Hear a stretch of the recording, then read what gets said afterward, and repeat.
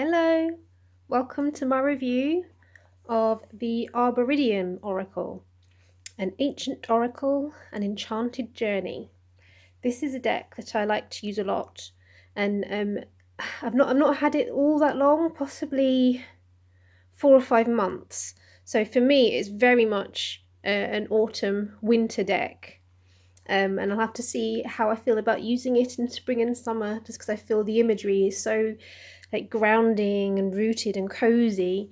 But we'll see, maybe I'll spot some of the images that will resonate with me in the warmer months. So this is what it comes in. It comes in a lovely little box. And this one's been signed as well. The box it's lovely, it's really easy to open and close, which I appreciate. And the booklet as well. It's quite a thick book. And it's also, the pictures are in colour, which you don't often get, which I like, especially with like this kind of size. Normally it's in black and white, but these are all in colour. And what I particularly like about these readings is that each card has its own mini story, and then it's got the meaning of the card underneath. But I find the story is really helpful just to help you understand that bit deeper what the card's trying to talk to you about. I don't know if anyone else has got any of the other decks that, what does it say, by Phil and Jackie Lovesey. I found them on Etsy, and they do stories about Matlock the Hare, who is in this Oracle deck. I believe they have another deck, but I don't know enough about that one to know who's in it. So for this one, it's following the exploits of this magical wizard hare. And as well, if I can find it in the book. There we go. Here's an introduction by little Matlock. There he is. Lovely magical hare. Helps you with using the deck. A map of where he lives. And here it's got, it's called Dale Speak. So they have their own little language. So you'll come across random little words that you don't know what they mean. You can sort of have a guess, but it has its own little sort of dictionary here to let you know what they're talking about.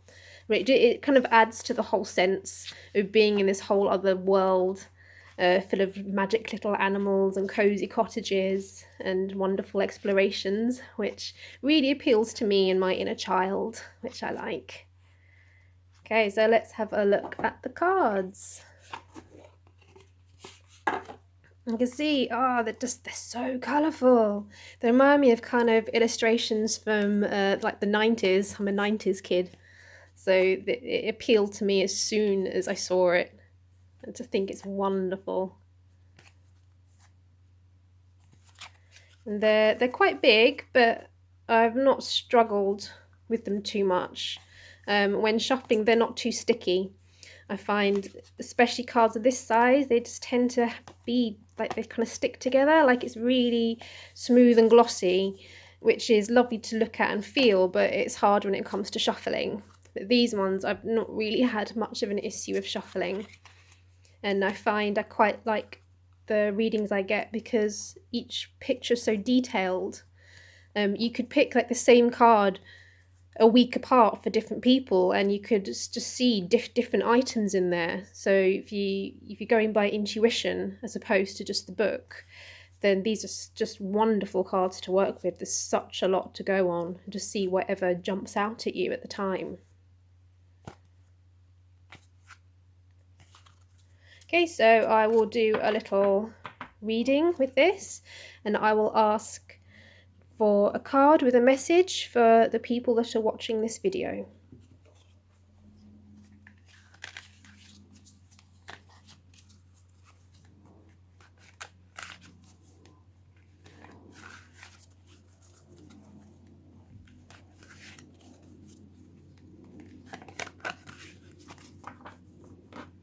Again, I've just shuffled until I felt that this was my card. Sometimes it takes a long time to get to, sometimes it doesn't. It just depends where the card is.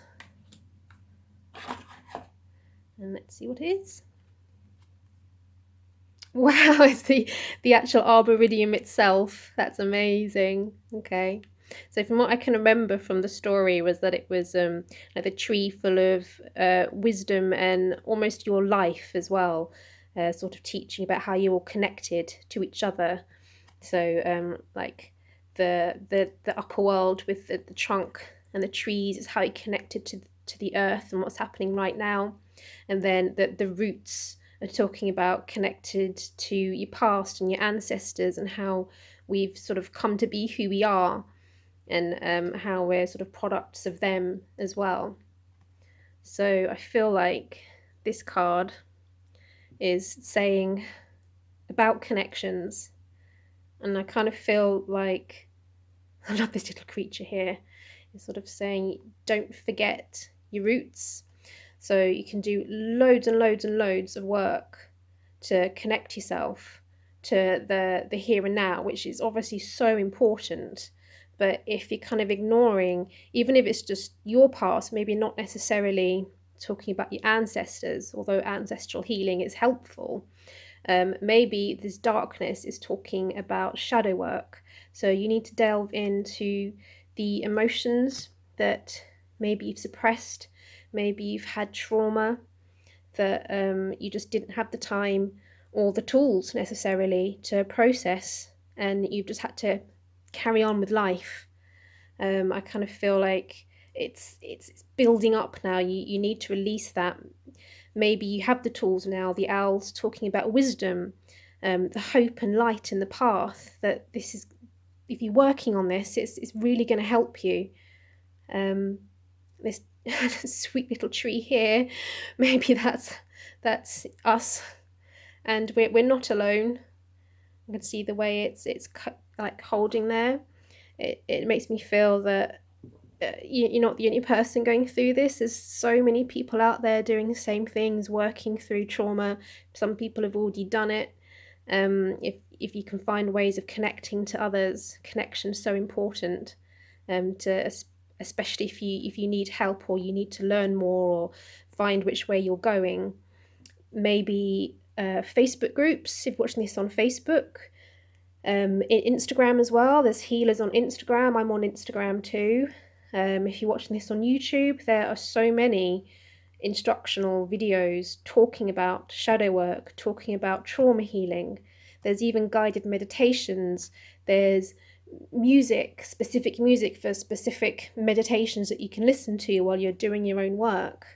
I feel like this card is telling you that now is an important time to be doing that, to be working on it. So I spotted this hair as well, how peaceful the hair is. I feel like once you've worked that out, once you've worked out your shadow work and working through your traumas, then you're going to feel just so much more peaceful and at ease with yourself. Okay, so I will have a little look at what the book meaning is. I'm not too sure if it's going to resonate with what I feel the card is saying, but you never know. I'll have a look. Okay, I've had a quick little look at this, and actually some points do seem fairly relevant. So it's saying the Arboridium is the tree of all magical knowledge. The Arboridium is both a reflection of ourselves and the life forces of the universe we inhabit. For just as the Arboridium has deep roots, a stout trunk, and a branching crown reaching far into the sky, so we too have our own ancestral roots grounding us as we stand firm to reach our own blossoming potential. The Arboridium is our past, present, and future. It's talking a lot about how we are all Arboridium, we are all connected.